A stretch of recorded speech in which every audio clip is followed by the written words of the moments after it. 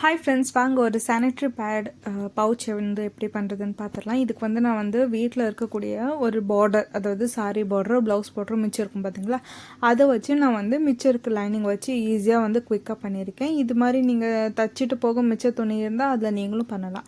இதுக்கு வந்து நான் வந்து பார்டர் எடுத்திருக்கேன். என்கிட்ட எவ்வளோ பார்டர் இருக்கோ அந்த அளவுக்கு வந்து நான் பார்டர் எடுத்திருக்கேன். அந்த அளவோட கரெக்டாக எக்ஸாக்டான அளவுக்கு நான் வந்து லைனிங் எடுத்திருக்கேன். இதில் வந்து ஒரு 2 இன்ச் அளவு மட்டும் இடத்த விட்டுட்டு நான் சுற்றிலும் வந்து நான் ஸ்டிச் போட்டுட்டு வரேன். இதோட உயரம் அகலம் எவ்வளோ உங்களுக்கு தேவையோ, அதாவது நீங்கள் என்ன மாதிரி சானிட்ரி பேட் வந்து வைக்க போகிறீங்களோ அதுக்கேற்ற மாதிரி அளவில் எடுத்துக்கோங்க, சரிங்களா? ஸோ நான் வந்து எனக்கு என்கிட்ட எவ்வளோ பார்டர் இருந்துச்சோ நான் அந்த அளவுக்கு எடுத்துகிட்டு சுற்றிலும் நான் மார்க் பண்ணி பார்த்தீங்களா 2 இன்ச்சு அந்த இடத்த விட்டுட்டு சுற்றிலும் நான் வந்து ஸ்டிச் போட்டுட்டு வந்துட்டேன். இப்போ எக்ஸஸாக இருக்கிற எல்லா பீஸையும் வந்து நான் பீஸரெல்லாம் வந்து கட் பண்ணி எடுத்துக்கிறேன். இதோட உயரம் பார்த்திங்கன்னா ஒரு 25லேருந்து 30 இன்ச் வரைக்கும் இருக்குது. அகலம் வந்து ஒரு 6, 7, 8 இன்ச் அளவுக்கு இருக்குது. பார்டரு அண்ட் நாப்கினோட இதை பொறுத்து. பட் நான் இன்னும் டீட்டெயில்டு வீடியோ வந்து நான் சானிடரி நாப்கினை வந்து என்னால் வீடியோவில் காட்ட முடியாதுங்கிறனால என்னால் அதோட மெஷர்மெண்ட்ஸ் எடுக்க முடியல, பிகாஸ் அது காப்பிரைட் வந்துருங்கிறனால. அதனால் அடுத்த வீடியோவில் நான் அது இல்லாமல் உங்களுக்கு வந்து நான் வேணால் விசிபிளாக நான் வந்து எப்படி அளவு எடுக்கணும் அண்ட் எவ்வளோ மெஷர்மெண்ட்டில் துணி வேணும் என்ன ஏதுங்கிற ஃபுல் டீட்டெயில் வீடியோ நான் கொடுக்குறேன். இப்போ அதை வந்து பெரட்டி எடுத்துகிட்டு சைடு கார்னர்லாம் கொஞ்சம் குத்தி விட்டு, அதாவது ரொம்ப குத்திடாதீங்க, அப்புறம் ஓட்டையாயிரும். ஸோ ஓரளவுக்கு குத்திட்டு நான் வந்து இப்போ கொஞ்சம் எக்ஸஸாக இடம் விட்டுருந்தேன் பார்த்தீங்களா, கொஞ்சம் சின்ன இடம், அந்த 2 இன்ச்சு அதையும் வந்து நான் மறைக்கிற மாதிரி சுற்றிலும் வந்து நான் தையல் போட்டுக்கிறேன். சுற்றிலும் தையல் போட்டு என்ன ஆகும்னா கொஞ்சம் ஸ்டிஃப்னஸாக இருக்கும், துணி கொஞ்சம் ஸ்டிஃபாக அது இருக்கும். அதனால தான் சுற்றிலும் தையல் போடணும்.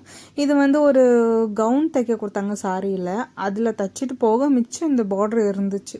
ஸோ அதை வந்து நான் அப்படியே ரீயூஸ் பண்ணிட்டேன். ஏன்னா எல்லாருனாலையும் வந்து ப்ரைவேட்டாகவும் சரி பப்ளிக்காகவும் சரி பேடை வந்து அப்படியே அவங்களோட பேக்லேயோ இல்லை ஹேண்ட்பேக்லேயோ வைக்க முடியாதுல, அதுக்காக இதோட லென்த்தை நான் காட்டியிருப்பேன் பாருங்கள். ஸோ அதில் வந்து நான் பாதியாக பிரித்து எடுத்துக்கிறேன் அந்த மாதிரி, சரிங்களா? இப்போ இதோட சென்டர் மார்க் பண்ணிக்கிறேன். சென்டர் மார்க் பண்ணிவிட்டு அதுக்கப்புறம் அதில் பாதி இதில் பாதி அப்படி வைப்பேன்.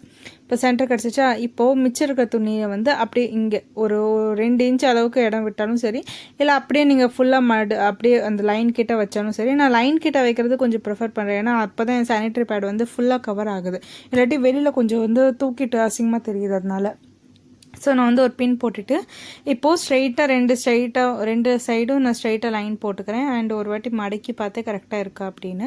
எனக்கு கரெக்டாக இருக்கனால இன்னொரு வந்து மேலே படிமான தையல் வந்து போட்டு செக்யூர் பண்ணிக்கலாம்.